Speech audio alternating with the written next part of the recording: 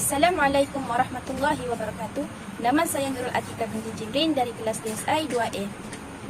Hari ini saya akan membahaskan tentang mas kawin, iaitu hukum hakam mu'tad dan keterlaluan dalam mas kawin. Yang pertama ialah hukum hakam berkaitan mas kawin. Takrif mas kawin ini ialah harta yang wajib diberikan oleh si suami kepada isterinya disebabkan berlakunya akad nikah.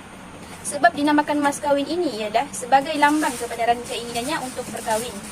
Hukum hakam mas kawin ini pula ialah mas kawin mempunyai beberapa hukum yang akan kita sebutkan nanti.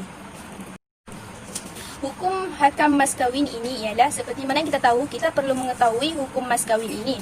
Mas kawin menjadi wajib ke atas suami sebaik saja akad nikah berlaku, sama ada mas kawin disebutkan dalam akad dengan kadar tertentu daripada harta seperti RM1,000 Malaysia ataupun tidak disebut. Jika mereka bersepakat menafikannya atau tidak menyebutnya, persepakatan itu batal dan hukum mas kawin itu tetap wajib. Dan yang kedua ialah dalil wajib memberikan mas kawin. Dalil-dalil daripada ayat Al-Quran ialah seperti mana dalam surah An-Nisa ayat 4 yang bermaksud, dan berikanlah kepada perempuan-perempuan itu mas kawin mereka sebagai pemberian yang wajib.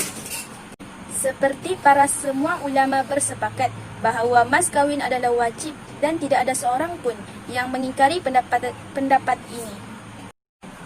Hukum hakam yang ketiga ialah hikmat disyariatkan mas kawin.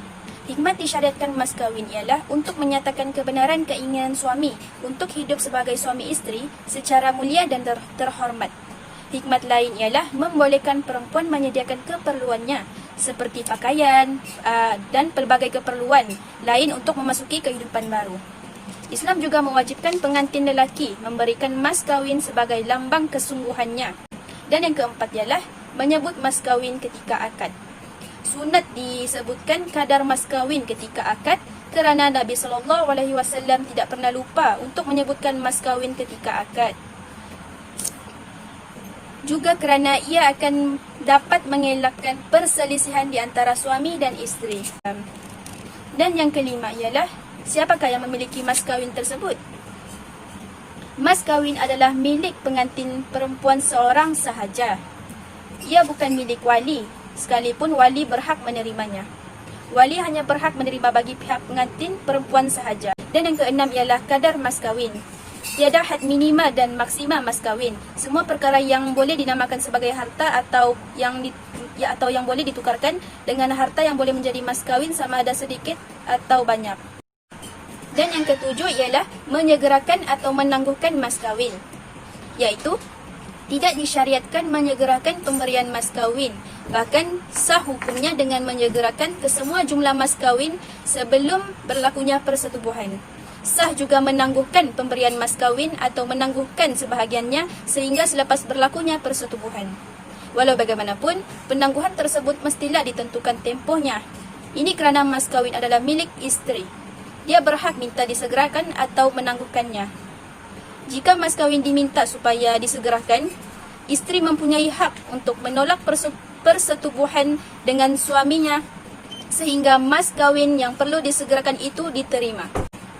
Dan yang ke-8 ialah mas kawin diberikan sepenuhnya, separuh atau tidak dikenakan mas kawin langsung. Perbincangan sebelum ini menyatakan suami wajib memberikan mas kawin kepada isteri setelah berlakunya akad nikah yang sah. Sekarang kita akan membincangkan keadaan yang menjadikan suami isteri memberikan kesemua mas kawin kepada istrinya atau separuh ataupun tidak dikenakan bayaran mas kawin. Yang pertama iaitu suami wajib memberikan keseluruhan mas kawin.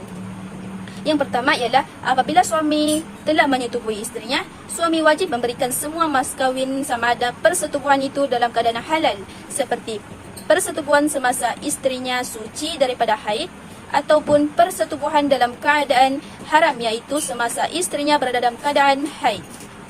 Sebaik saja suami menyetubui isterinya, dia diwajibkan membayar keseluruhan mas kawin kerana ia telah memenuhi syarat perkahwinan diadakan, iaitu istimta', iaitu merasai kelazatan dengan bersetubuh. Dan yang kedua ialah salah seorang daripada suami atau isteri meninggal dunia, sama ada sebelum berlakunya persetubuhan atau selepasnya. Dalilnya ialah ijma' para sahabat. Suami memberikan separuh mas kawin. Terdapat satu keadaan suami hanya perlu menjelaskan separuh sahaja daripada mas kahwin, iaitu suami menceraikan isterinya selepas akad nikah yang sahih dan mas kahwin disebutkan dengan jelas. Penceraian berlaku sebelum suami menyetubuhi isterinya seperti dalil firman Allah SWT ialah, dan jika kamu menceraikan mereka sebelum kamu menyentuhnya, bersetubuh dengannya, padahal kamu telah menetapkan kadar mas kahwin untuk mereka, maka mereka berhak mendapatkan separuh daripada mas kahwin yang kamu tetapkan itu. Daripada surah Al-Baqarah ayat 237. Dan yang ketiga ialah suami tidak perlu memberikan mas kahwin, iaitu suami tidak perlu memberikan mas kahwin jika isteri berpisah dengan suaminya sebelum berlakunya persetubuhan, dan ia berlaku disebabkan seperti isteri memeluk Islam atau yang menyebabkan perkahwinan itu terfasak. Yang seterusnya ialah faktor penentu kadar mahar misil. Ketika menentukan kadar mahar misil, perbandingan yang dibuat hendaklah mengambil kira faktor berikut: umur, kecerdikan, kecantikan, kedudukan kewangan harta, mulia diri, beragama, ketakwaan, keilmuan, masih darah, janda dan semua perkara yang boleh dijadikan penilaian yang sahih.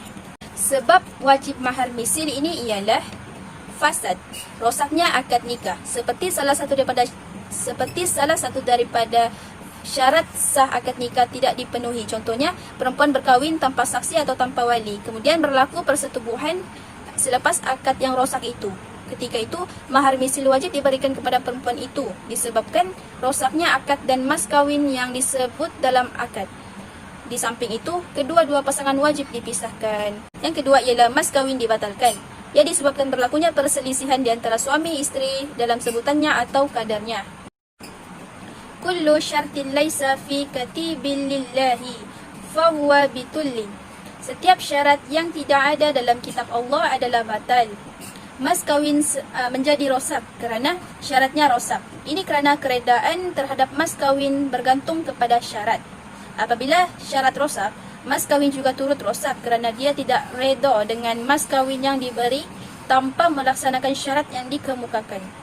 Yang ketiga ialah syarat mencacatkan maksud asal perkahwinan, iaitu persetubuhan. Contohnya, dalam akad, isteri mensyariatkan agar dia tidak disetubuhi ataupun menceraikannya selepas berkahwin. Perkahwinan itu terbatal kerana syarat yang diberikan menafikan maksud nikah. Dengan itu, syarat yang diberikan membatalkan perkahwinan tersebut. Itu sahajalah daripada perkongsian saya. Sekian, terima kasih.